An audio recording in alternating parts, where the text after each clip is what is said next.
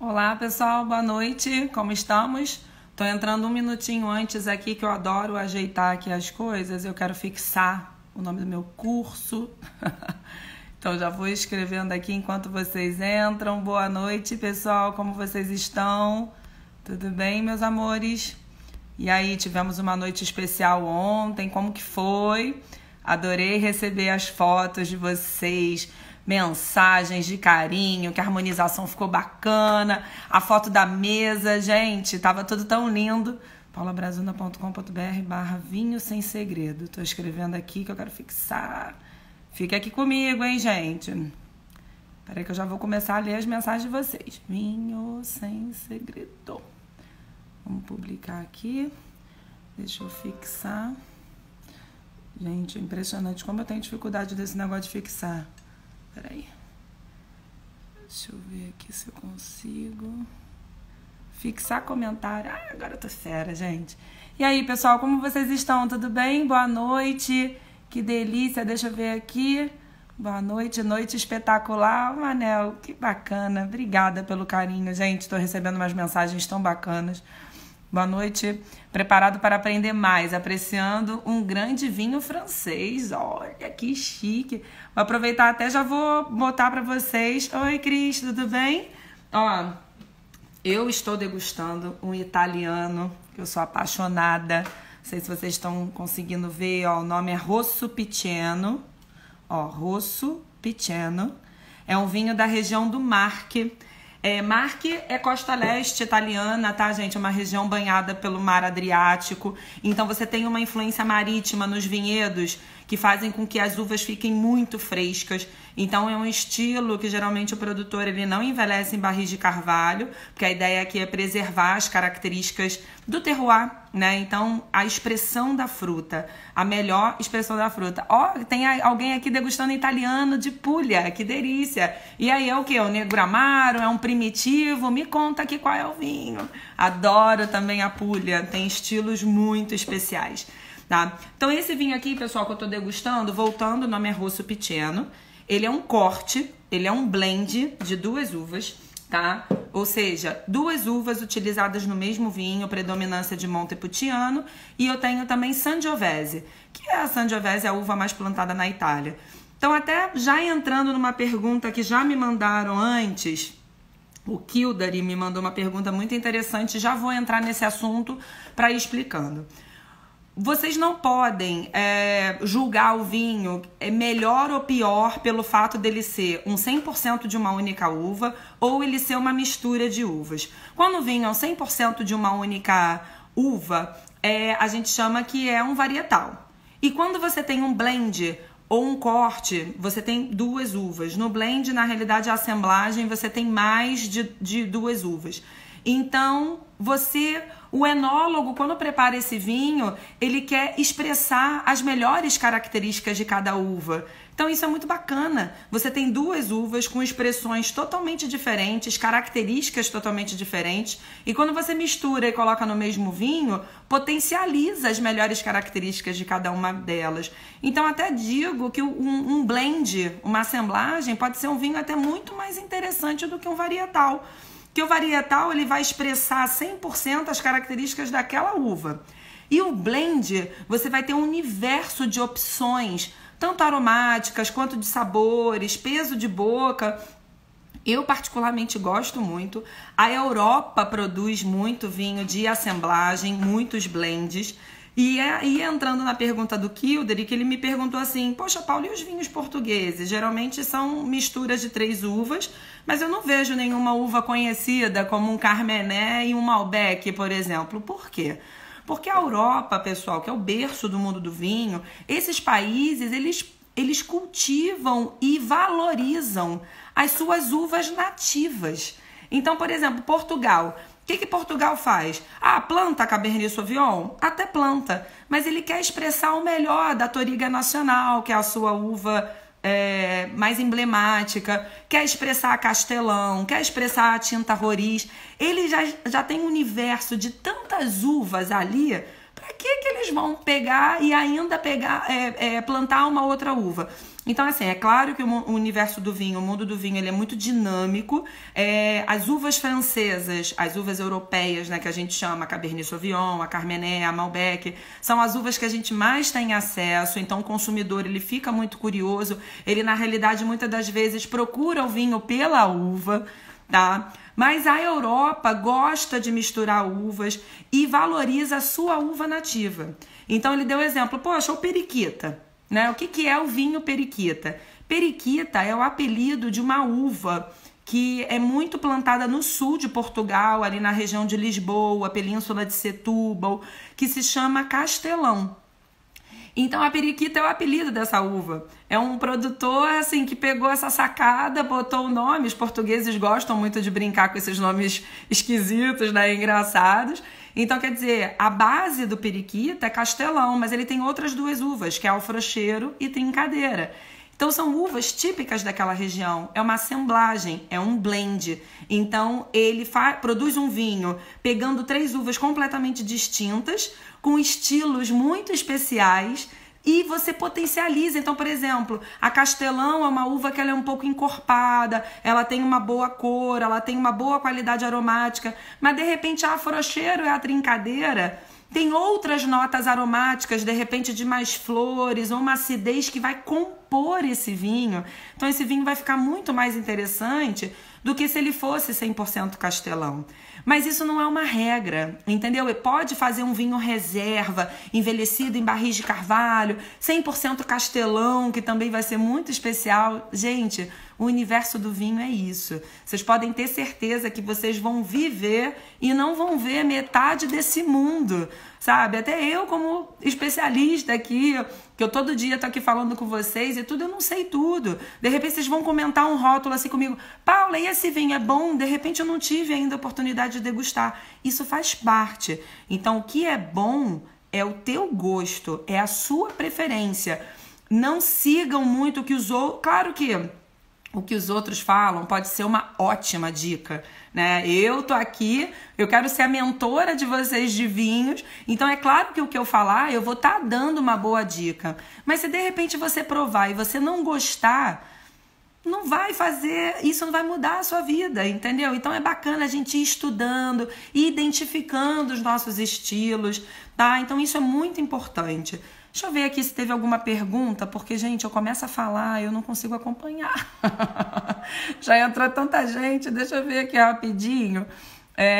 Porque eu já tenho muitas perguntas aqui. Boa noite, preparando para aprender mais, que bacana, obrigada, que carinho lindo.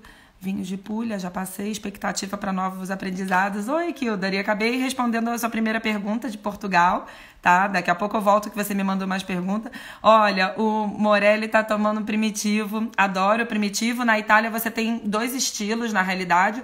Você tem o primitivo, a região é Puglia. Dentro de Puglia você produz o primitivo de Salento e o primitivo de Mandúria. Geralmente Salento um pouco mais leve, menos tempo em carvalho. Tem produtores que nem envelhecem em carvalho. E o Mandúria já é um estilo muito encorpado, um vinho mais forte, já pede um prato principal, uma carne de caça, é um vinho muito forte. Minha imagem tá fixada, será que travou? Não, né? Qualquer coisa vão me dando o ok aqui. Um Brunello tem que ser sempre decantado? Paulo Patrocínio. Paulo, então, o Brunello é um vinho que ele demora muito tempo para ele ser produzido, tá? Então, ele tem tempo de envelhecimento em carvalho, ele tem tempo de guarda dentro da adega. Geralmente é um vinho que ele é muito bem elaborado, são as melhores uvas da vinícola. Então, quer dizer... É um vinho que vai estar ali guardado até ser comercializado. Por isso que você encontra safras muito antigas de Brunello. Você não vai encontrar... A gente está em 2020. Não vai ter um Brunello no mercado de 2018. Sabe? Se tiver, já começa a ser uma pegadinha. Opa, não posso confiar nesse produtor. Um Brunello, ele demanda tempo para ser produzido. E aí eu faço uma brincadeira... comparando o vinho com a gente, né, com o ser humano. A gente não acorda de manhã um pouco indisposto, cansado, a gente precisa despertar, tomar um banho. Esses vinhos, que são vinhos considerados de guarda, são vinhos mais antigos e bem elaborados, eles precisam despertar, eles estão muito tempo guardados. O decanter ajuda tanto para você tirar, de repente, uma possível borra que esteja dentro do vinho, mas ele também serve para fazer o vinho respirar. Então é muito recomendável que um Brunello você passe sim pelo decanter, porque numa primeira taça, se você não decantar, de repente ele vai estar ainda... não vai ter mostrado para que veio. Você vai ver que depois de 1 hora de decanter, muda o vinho. Ele já começa a aparecer notas mais agradáveis. No primeiro momento, ele pode estar com alguma nota como se fosse... eu não gosto de falar de ovo, mas assim, um aroma que não é tão interessante. Um aroma que te incomode, mas daqui a pouco ele vai despertando, sabe? Então o decanter ajuda muito nisso. Esses vinhos super premiums, ícones, é muito importante você decantar e deixar o vinho respirar, tá bom? Que mais? Deixa eu ver se tem alguma pergunta aqui. Quando uma garrafa é 100% de uma uva, ele é um varietal. Exatamente, Ismael. Varietal vem de variedade de uva. Não significa que são várias uvas, não. A variedade Cabernet Sauvignon, a variedade Malbec. Então, quando eu falo, esse vinho é um 100% varietal, geralmente vai estar o nome da uva no rótulo, vai ter uma única uva, então ele é 100% varietal Cabernet Sauvignon. Nesse caso aqui, o vinho que eu estou degustando é um Rosso Piceno, não vem o nome da uva. Então já me dá uma dica. Opa, esse vinho é um blend, é uma mistura de uvas, e nesse caso são 2. Eu poderia até chamar de corte, no caso um corte de Montepulciano com Sangiovese, ou um blend de Montepulciano com Sangiovese, uma assemblagem de Montepulciano e Sangiovese, ok? Deixa eu ver aqui se tem...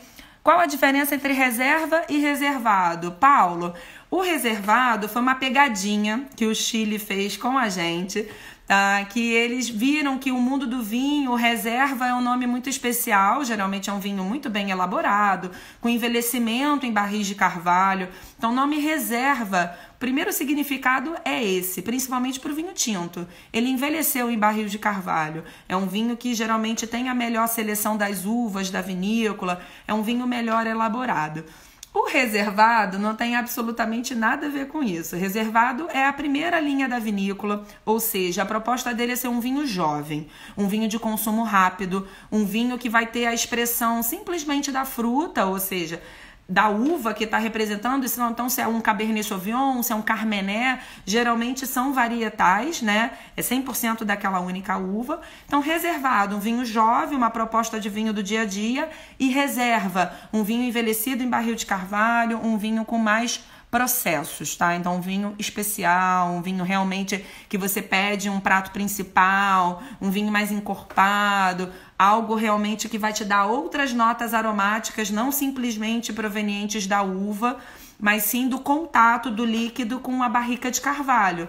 Então você vai ter outras notas aromáticas, como de baunilha, de especiarias, um tostado. Então o vinho fica muito mais interessante.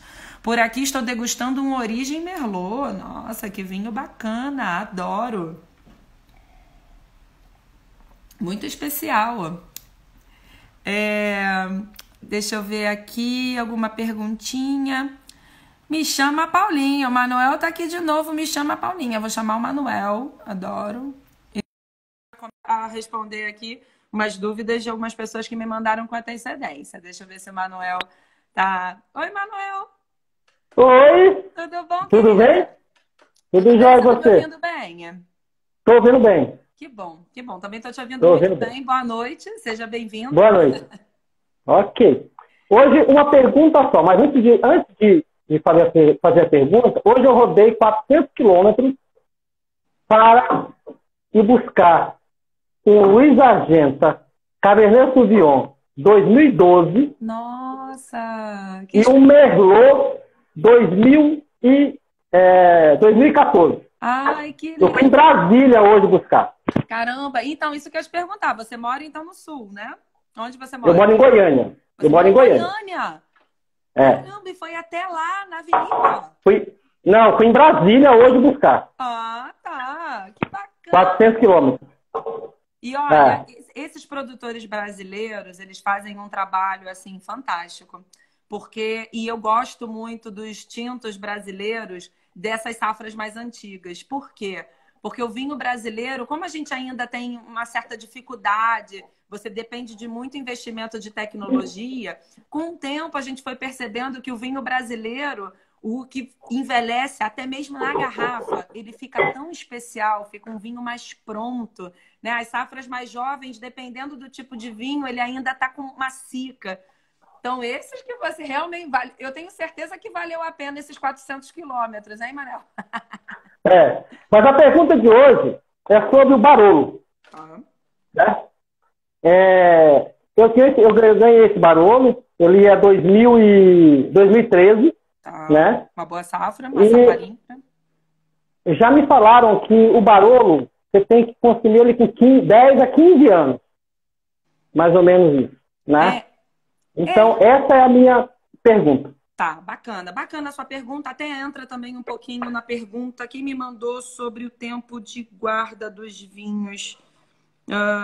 Acho que foi o Kildare mesmo. Ele me perguntou, o vinho reserva pode ser guardado por quanto tempo? O que é ideal degustar? Então, isso é muito bacana. Primeiro, Barolo. Barolo, assim como o Brunello, que eu citei há pouco tempo, são dois estilos ícones da Itália, sendo que Barolo está na outra região, uma região do Piemonte, e o Brunello na região da Toscana. Para você ser um Barolo, você tem que fazer 100% da uva Nebbiolo, e é um vinho que ele envelhece muito tempo em barris de carvalho, geralmente em torno de 3 anos. Então, você tem uma legislação na Itália que protege o vinho Barolo. Então, não é qualquer produtor que pode produzir. Eu não posso pegar uma uva, envelheci 12 meses e falar que é Barolo.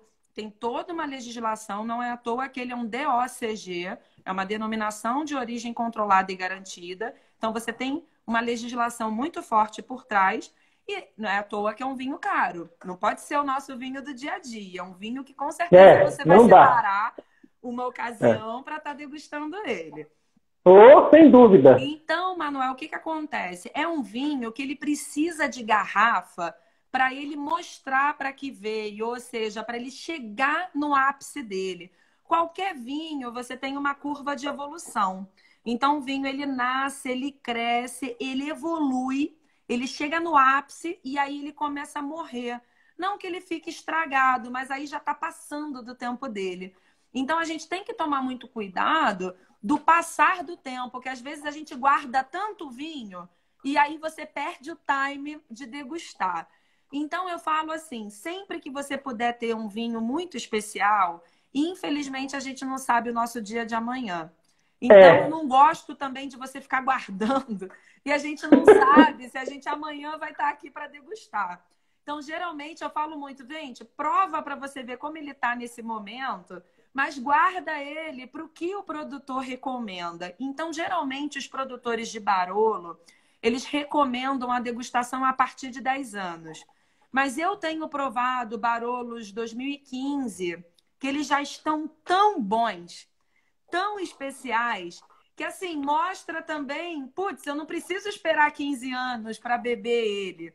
Então, assim, o que eu recomendo, vinhos como Barolo, Brunello, geralmente no site da vinícola. E hoje a gente tem o Google Tradutor, que traduz a página. Então, eu não falo italiano.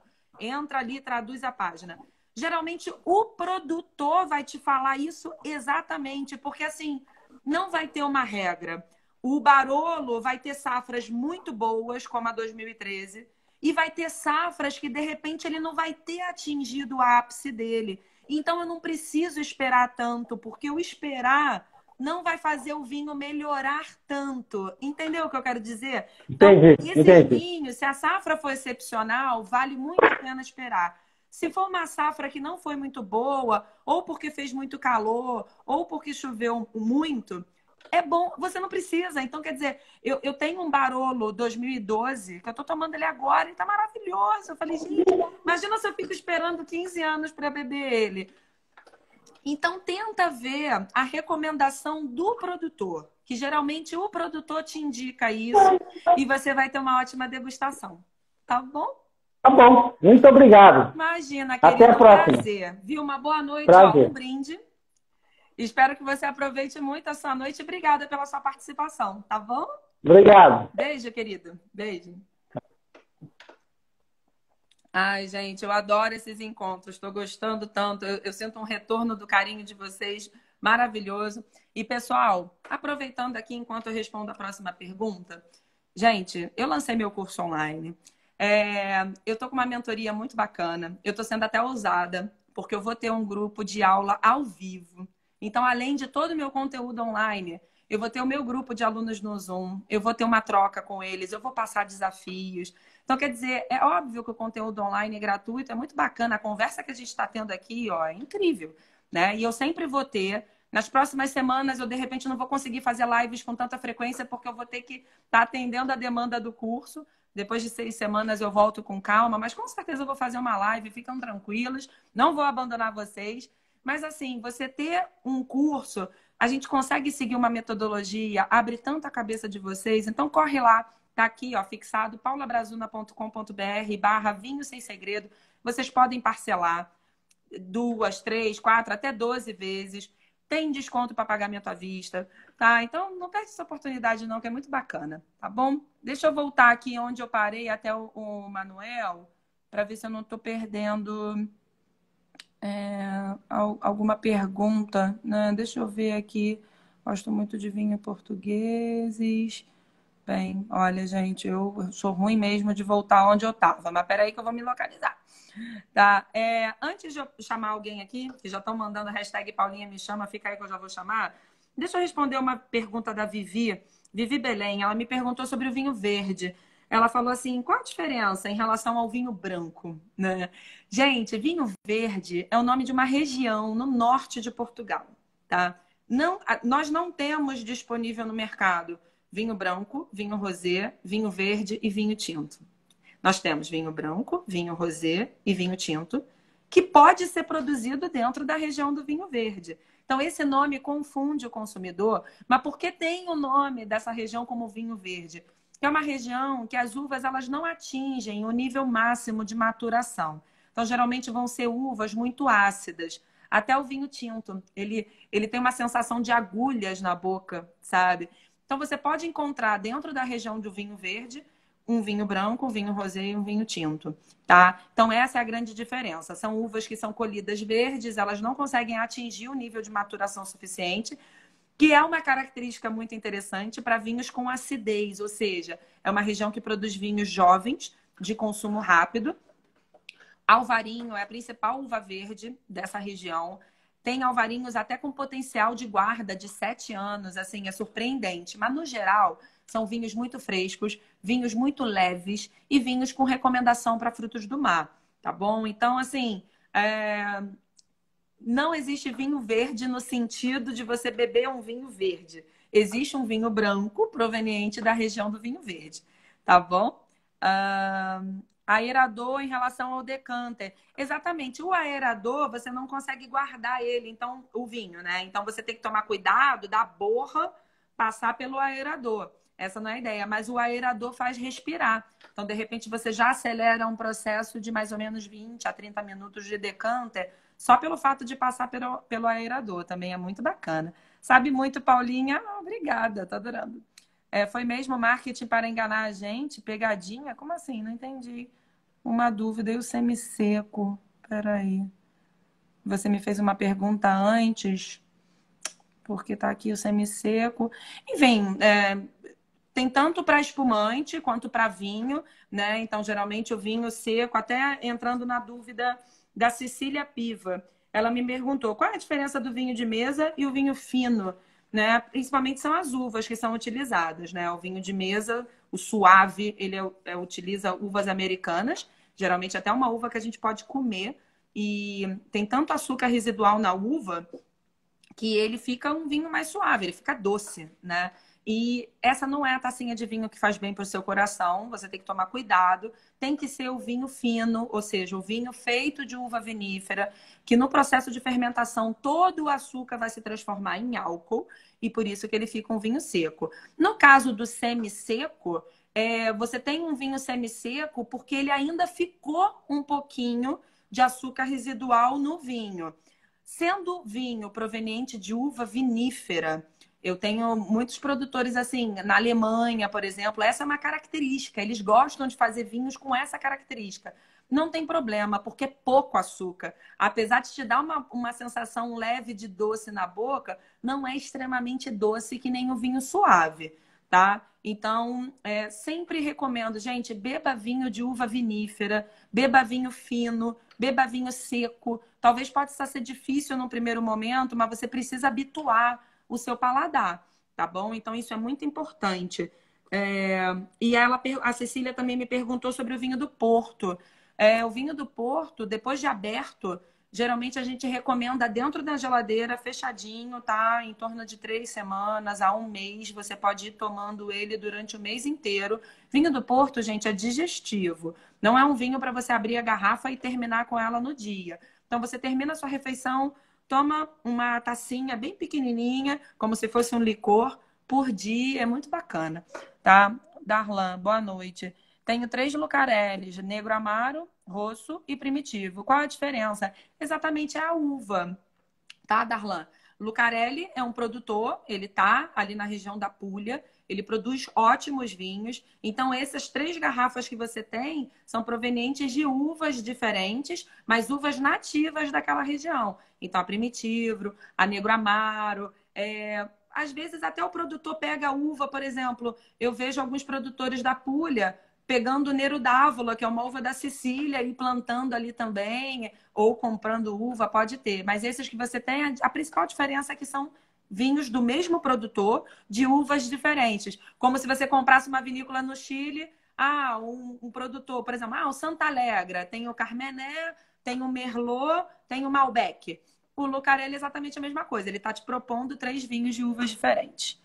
Sabe muito mesmo. Minha esposa Mari, CrossFit, mandou um abraço. Que queridíssimo. Gente, a Mari faz CrossFit comigo. Eu tô morrendo de saudade. Ai, meu Deus. Beijo pra vocês, viu? Que bacana. Obrigada pelo carinho. Deixa eu ver aqui. Eu tinha passado por um Paulinha Me Chama. Deixa eu ver. Daqui na minha região, Flores da Cunha. Você provou Cabernet. Gente, Cabernet Franc do sul do Brasil é apaixonante. Provem vários produtores. Isso é muito bacana. O vinho brasileiro tá muito bom, gente. Muito bom mesmo. Boa, Paulinha. Me chamo Miriam. O que você fala do vinho seco fino? Exatamente isso que a gente estava conversando agora, Miriam. Você tem que sempre procurar um vinho feito de uva vinífera. Então, quando tiver fino no rótulo, uva vinífera, eu posso apostar. E aí você começa, gente, eu falo muito do tripé da zona de conforto. Tenta identificar qual é a sua uva favorita, qual é a sua região favorita, qual a faixa de preço que você está disposto a pagar. Nisso, você pode passear por diversos estilos e você vai estar ampliando o seu leque de opções e você vai estar conhecendo o vinho. É muito importante eu, como uma instrutora de vinhos, uma pessoa que vai te dar uma consultoria, alguma coisa, não adianta a gente só ficar na teoria. A gente tem que ter a prática, tem que ter o vinho na nossa taça, tem que estar provando, tem que estar... Eu não gosto de falar analisar, porque eu não gosto de julgar os produtores. Eu acho que a gente tem que entender o que está aqui dentro da taça. Mas você analisar é você encontrar alguma característica que te agrade e o que não te agradou, você tenta identificar isso para você não pegar mais vinhos com esses estilos, tá? Queria experimentar um desses, com certeza. Paulinha me chama. Ismael, vamos lá. Cheguei aqui, hein? Pessoal, já volto, hein? Peraí. Vamos ver o que Ismael vai me perguntar. Oi, Ismael. Oi, Ismael. Tudo bem? Tudo e você? Tudo e você? Beleza, tudo jóia. Ismael, você tá com um outro telefone ligado? Porque tá dando eco a minha voz. Não tô, não. Não. Melhorou alguma coisa agora? Não. É porque assim, eu tô falando, tá saindo aí, som tá engraçado, mas Tá. Você consegue dar uma explanada sobre a diferença dos espumantes, o Brut, DMC, que é alguma coisa assim que dá uma confundida. Ótima pergunta. Ótima pergunta. Isso é muito bacana. Isso é muito O que bacana. significa O o brute, demi-sec, sec, doce no rótulo dos espumantes? Isso é o nível de açúcar do espumante. Ou seja, quais são as características dele? Ele vai ser um espumante seco, ele vai ser meio seco ou ele vai ser doce. Então, a primeira categoria que vem escrito é Nature. Se escreve Nature. Sempre que você vê o Nature, ele é o mais seco de todos. Geralmente nem tem açúcar, ou vai ter de 0 a 3 gramas por litro. Quando eu falo isso, gente, é imperceptível. Você vai beber, você vai ver um espumante extremamente seco. Depois do Nature, a gente tem a categoria Brute, que aí é a categoria que a gente realmente bebe muito, porque não fica enjoativo. Apesar de ter 6 gramas por litro de açúcar, é imperceptível. Então, é um espumante que é muito indicado para comemorações, para casamentos, porque você fica bebendo ele a noite toda e não cansa. Depois vem ali, bem, entre o Nature e o Brute, tem o Extra Brute, que ele pode ter um pouquinho menos de açúcar do que o Brute. Então também está nessa faixa de 3 a 6 gramas. Então é Nature, Extra Brute, Brute. Depois vem o Extra Dry. O Extra Dry, ele passeia entre o Brute e vai um pouco antes do semi-sec ou demi-sec. Então, o Extra Brute, o Extra Dry, perdão, ele pode começar em 12 gramas. E o Brute, ele vai de 6 a 15, então está nesse passeio. Ele pode ir até 22.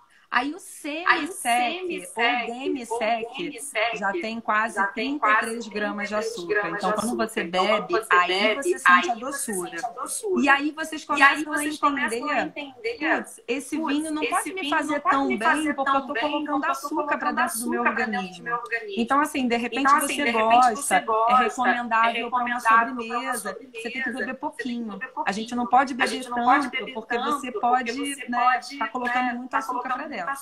E o espumante que é considerado doce, que está escrito doce, é 50 gramas de açúcar.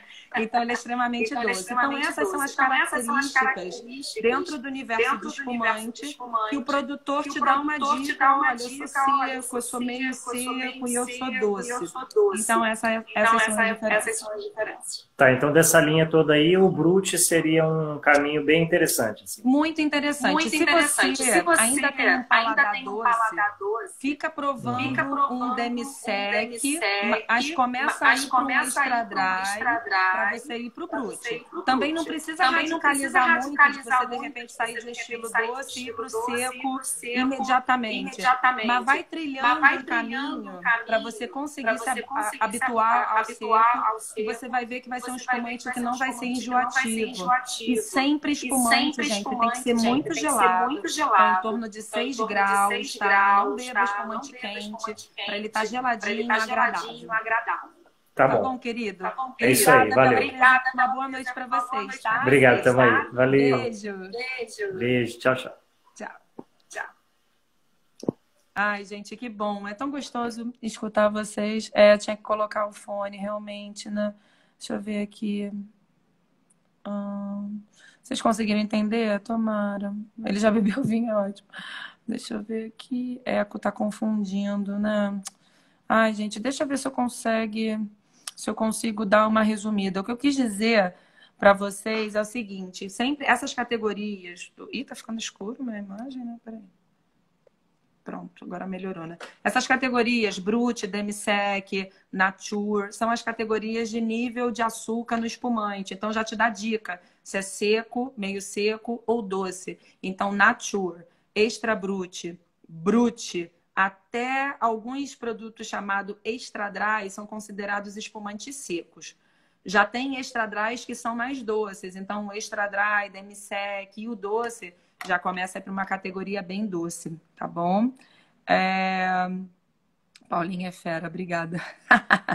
Muito bom. Deixa eu voltar aqui para eu ver se eu não consigo perder a ordem de vocês. Gente, é o que eu falo, tem tanta pergunta que eu não consigo às vezes acompanhar.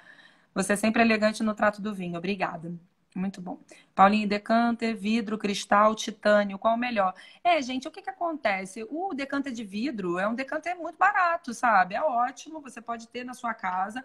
O cristal, se você pegar uma taça de vidro e você pegar uma taça de cristal, gente, faz diferença. Pode parecer bobagem, mas faz muita diferença, tá? Então, com certeza, com decanter é a mesma coisa. Mas, assim, decanter geralmente é um acessório bem caro. Então, eu recomendo você ter um bom decanter. Tenta comprar um vidro fino, que não seja tão grosso. Tem um decanter, porque o decanter vai estar armazenando. A garrafa de vinho é de vidro, né? De cristal. Então, claro que o de cristal vai ser melhor. Mas, assim, você pode ter o decanter de vidro e apostar numa boa taça. Tá? E que também tem várias taças de cristal que elas não são caras.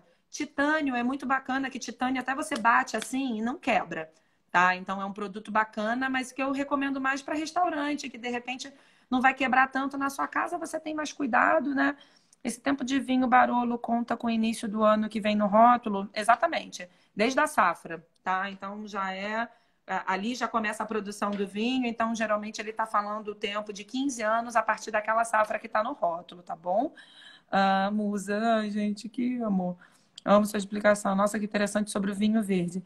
Esses dias comi sushi com vinho verde rosé. Exatamente, fica muito bom, porque o shoyu é um elemento que atrapalha muito o vinho, gente. Então, você ter um vinho com acidez é o segredo para a comida japonesa, tá bom? Influência do vinho ser rolha ou tampa? Gisley. Querida, então, sempre que você tiver um vinho de rolha de cortiça, significa que é um vinho que precisa respirar, vai ser um vinho de guarda. É uma microoxigenação pela rolha mesmo, tá? É como se fosse a nossa pele, tem porosidade, ela vai respirando, mas isso vai fazer bem para o vinho. Ele precisa respirar para ele evoluir. Mas essa microoxigenação, ela tem que ser leve, tá? Então, o vinho tem que estar deitado, o líquido tem que umidificar a rolha, ela vai estufar, vai criar uma vedação perfeita. Porque se estiver em pé e essa rolha estiver ressecada, vai oxigenar demais e aí já começa a estragar o vinho. E a tampa, screw cap ou rosca, te dá uma dica assim: eu sou fresco, eu sou um vinho muito vivo, me consuma no dia a dia. Então não existe aqui melhor ou pior. Tem a proposta de um vinho mais jovem e a proposta de um vinho que precisa envelhecer. Um vinho de guarda. Então, a gente citou há pouco tempo aqui o Barolo. Ele precisa envelhecer. Ele precisa respirar beneficamente para ele, né? Então, tem que ser uma respiração muito lenta. Ele precisa da rolha de cortiça. Se botar screw cap, não vai evoluir. Então, ele não vai ganhar esse processo de evolução. Gente, meu suporte me mandou uma mensagem aqui. Eu completei 80% das minhas vagas do meu curso, tá? Então falta 20%. A gente encerra as inscrições na terça-feira, senão eu não consigo dar conta de todo mundo. Entra lá, eu te dou uma garantia. De repente, se você não gostar, dentro de 7 dias você pode. Eu duvido, tá, gente? Eu confio tanto no meu curso que eu dou essa garantia. Mas vai lá, dá uma olhadinha, tá? Eu tenho certeza. Pensa no custo-benefício. É 1,30 por dia, sabe? Eu tenho certeza que vai mudar a sua cabeça em relação ao mundo do vinho. Paula, perguntei ontem, você me pediu para fazê-la hoje. Consegui um bom fornecedor de vinhos argentino e chileno. Prefiro Carmené e Merlot, além do Chardonnay. Quais vocês me indicariam? Linhares, Maurício. Maurício, olha, eu te indico todos. Sabe por quê? Eu não vou conseguir te dizer qual é o melhor ou pior, porque não existe isso. Existe a sua preferência. Vou falar eu, Paula Brazona, para você entender. Eu prefiro Merlot. Eu adoro Merlot, adoro Syrah. Eu gosto de Carmené e gosto de Cabernet Sauvignon. Mas eu tenho as minhas preferências por essas uvas que elas me agradam mais. Não que eu não goste das outras. E aí depende de uma série de coisas. Se o vinho foi envelhecido em barril de carvalho, se não foi. Por exemplo, uva branca. Eu gosto de Chardonnay? Adoro, mas eu prefiro Chardonnays envelhecidos em barris de carvalho. No meu dia a dia, eu prefiro Sauvignon Blanc, eu prefiro Chenin Blanc, eu prefiro Pinot Grigio. Então, assim, todos nós temos as nossas preferências. Eu não posso falar para você que a Carmené é ruim e você não provar a Carmené. Isso não existe, sabe? Você tem que encontrar a sua zona de conforto. E eu tenho certeza que vamos dizer que você não gosta do Carmené no momento.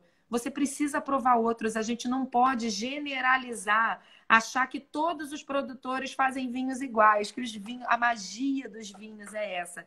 Eles são muito diferentes, sabe? A cerveja, por exemplo, você compra uma cerveja, ela é igual, toda latinha. O vinho, safra após safra, ele é completamente diferente, às vezes do mesmo produtor.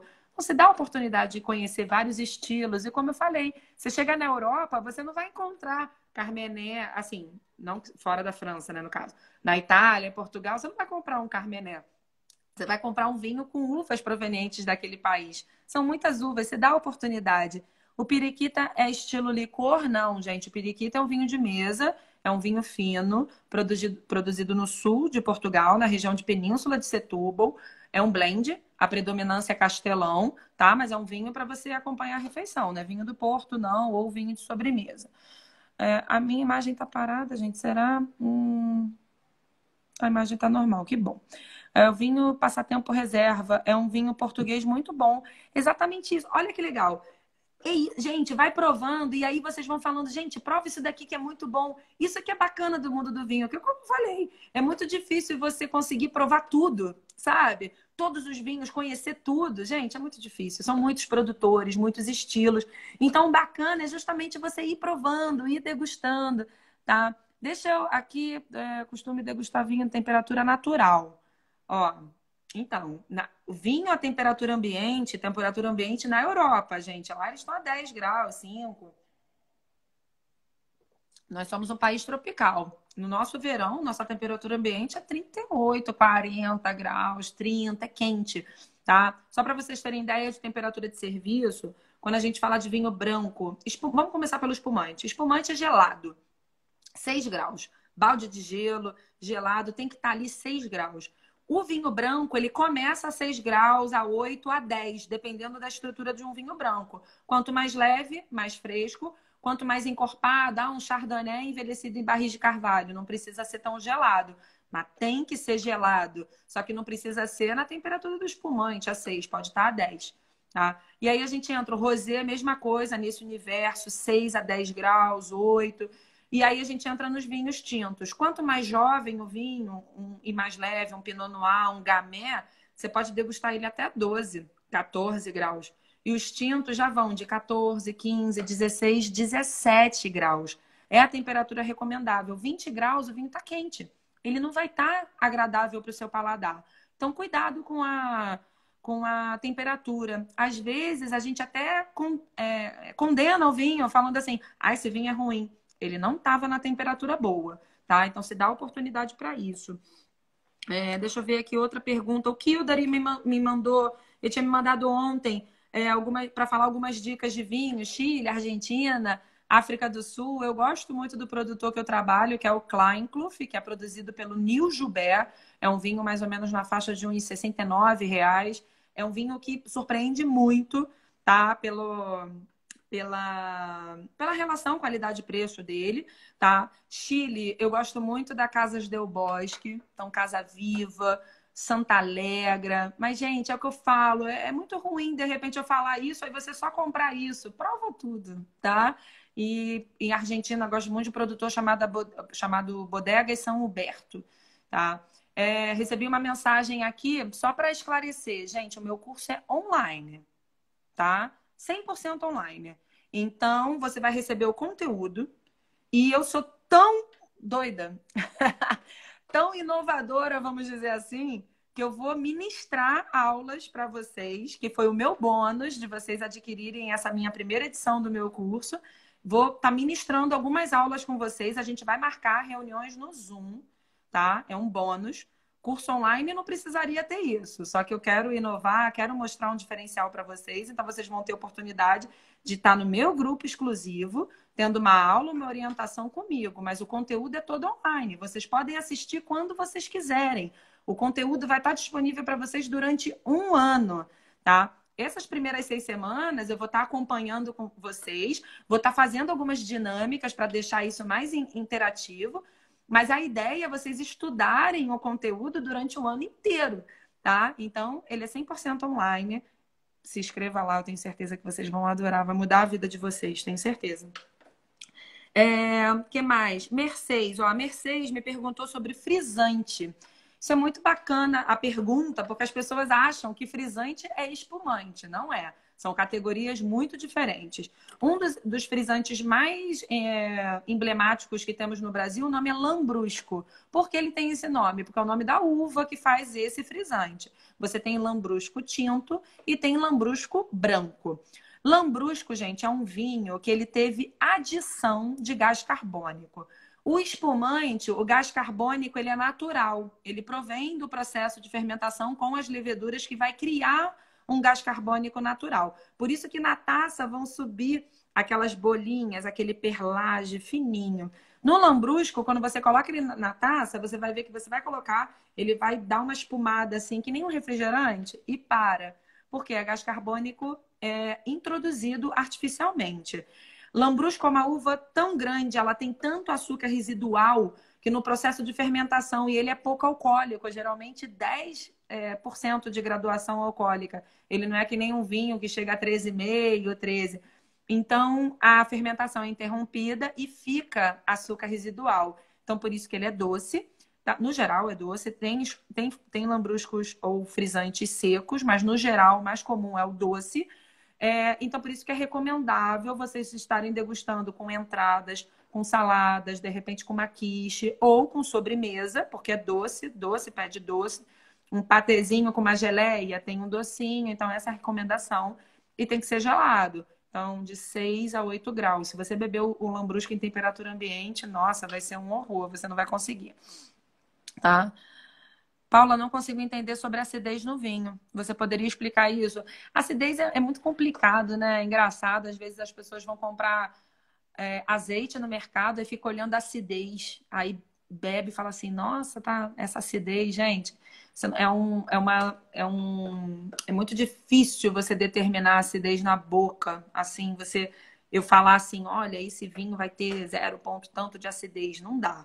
Tá? O que você sente é o elemento que te proporciona frescor na boca.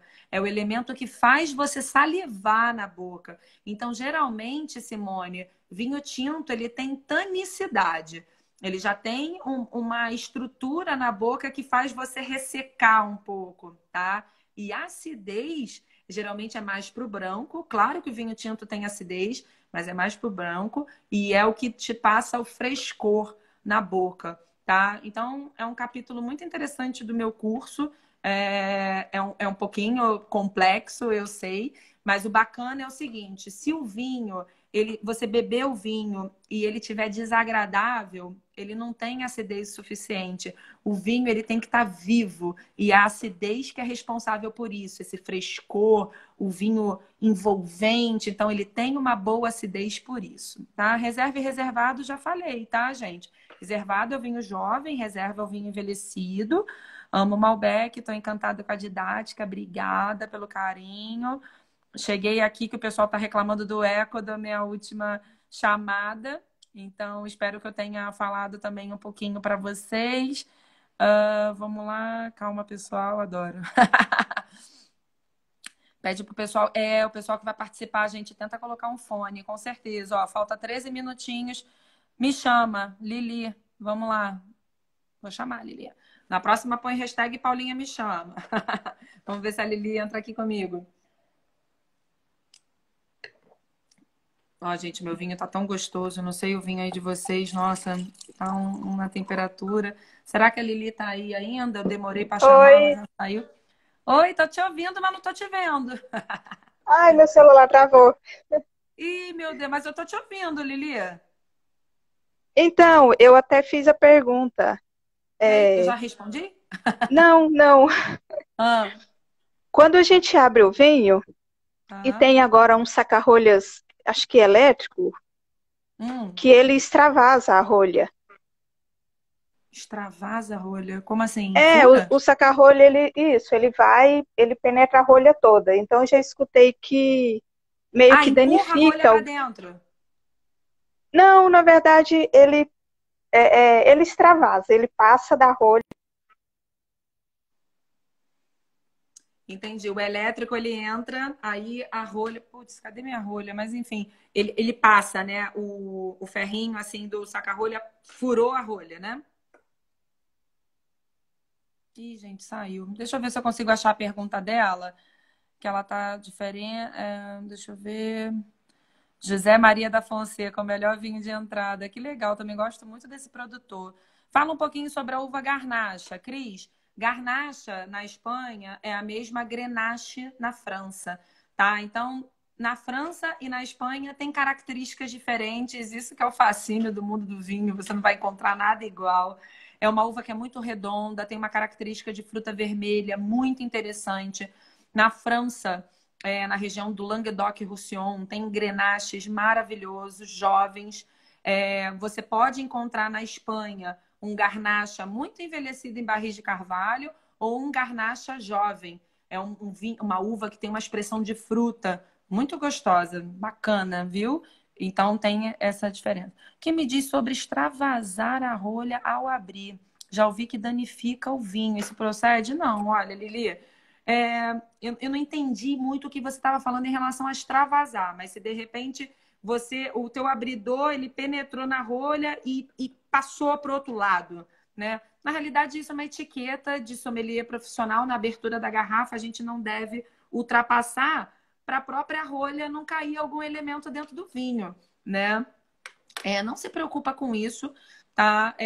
Não condena o vinho, porque a rolha tá esfarelando, por exemplo. Às vezes foi um mau armazenamento do produto em algum momento, pegou calor ou não. Sempre prova o vinho. Tem rolha dentro do meu vinho. Poxa, que chato. Gente, você está em casa. Pega uma peneirinha. Se você tiver um decanter, passa o vinho pela peneira, coloca no decanter para você tirar esses elementos que te incomodam. Mas não se preocupa com isso, não. Isso é uma coisa que realmente é uma abertura profissional. Um profissional no restaurante, ele não vai abrir com um abridor elétrico e ele vai ter todo o cuidado de fazer o serviço para você. Dentro de casa, você tem mais liberdade, né? E aí é o que eu falo. Você pode comprar um outro abridor se isso te incomodar, mas não se preocupa que não está fazendo diferença, não. Imagina, o seu curso deve ser maravilhoso. Olha, Cris, não é porque é meu, não, mas eu acho, sabia? Sabe por quê?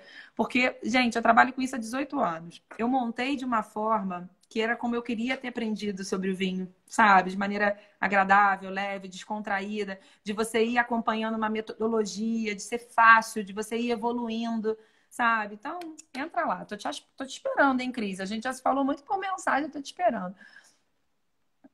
Qual a característica apresenta o vinho do Porto após 30 dias de aberto?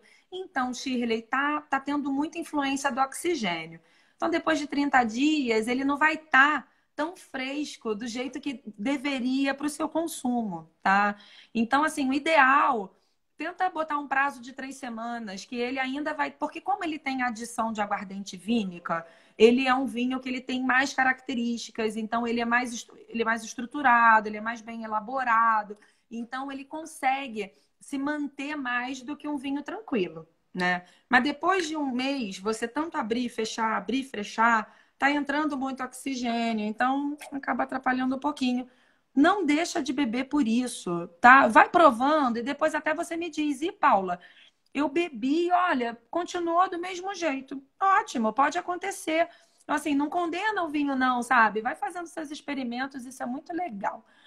O curso são 6 semanas e quantos dias na semana? Então, Maurício, o conteúdo para você, eu já disponibilizei o módulo 1. Quem se inscrever até terça-feira recebe o módulo 1. E aí, cada semana você vai recebendo um módulo. Você pode fazer ele em 1 hora. O módulo 1, por exemplo, sabe? Vai depender um pouco de quanto tempo você vai sentar ali na frente para você captar esse conteúdo, fazer as suas anotações. De repente, você quer degustar um vinho, que eu já no módulo 1 já faço degustação de 3 vinhos, de um branco, um rosé, um tinto, para você já ir se familiarizando com a degustação. Só no módulo 6 que eu vou te apresentar a ficha de degustação. Que depois você vai ficar 1 ano treinando degustação, sabe? Mas até lá eu quero te passar muito conteúdo.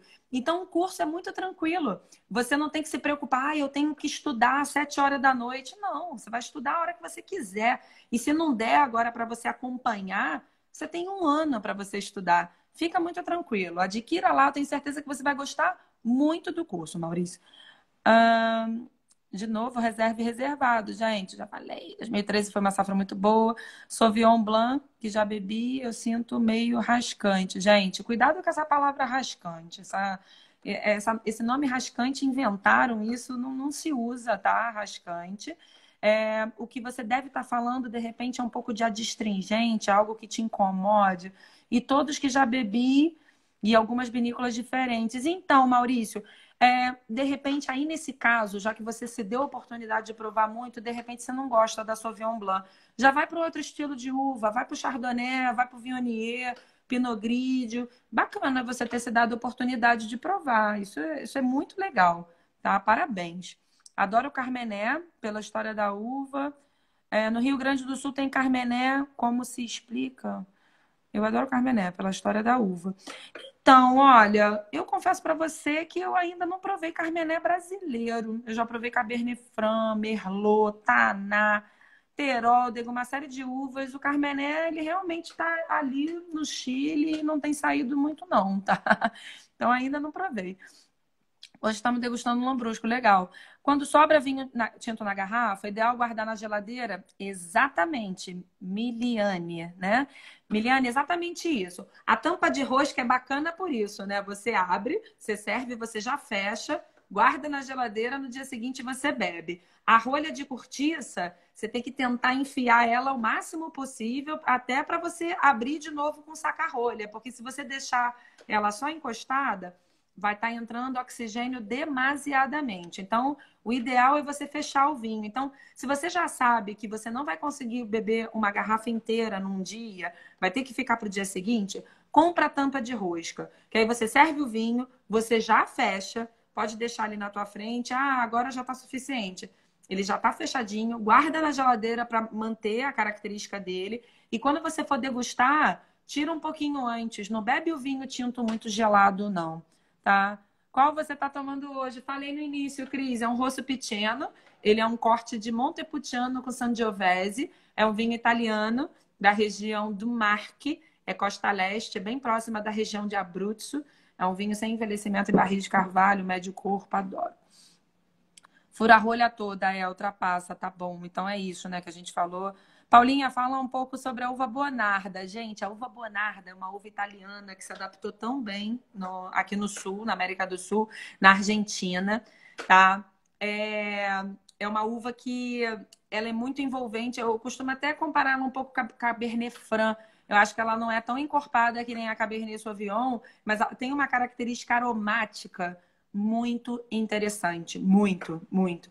Então, é um vinho que ele preenche a boca, ele tem um peso de boca muito interessante, ele não é levinho, ele não é bobo, sabe? É um vinho que tem personalidade, tem complexidade. Gente, quem puder tirar uma foto aqui comigo, ó, do vinho, printa aí, me marca, me manda, tá? Desculpa, até tinha que ter tirado foto com quem participou, né? Printa aí que eu não consigo printar, eu tô com um tripé aqui, enfim. Me marca, me manda que vocês estão assistindo, estão gostando da live. Tá? Obrigada pelo carinho. Que país tem uvas parecidas com as brasileiras?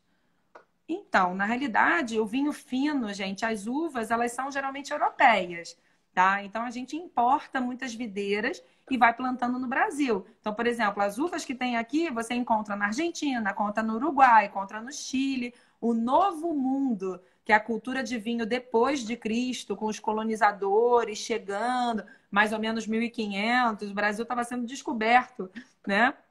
Ali, Argentina e Chile já estavam plantando videira.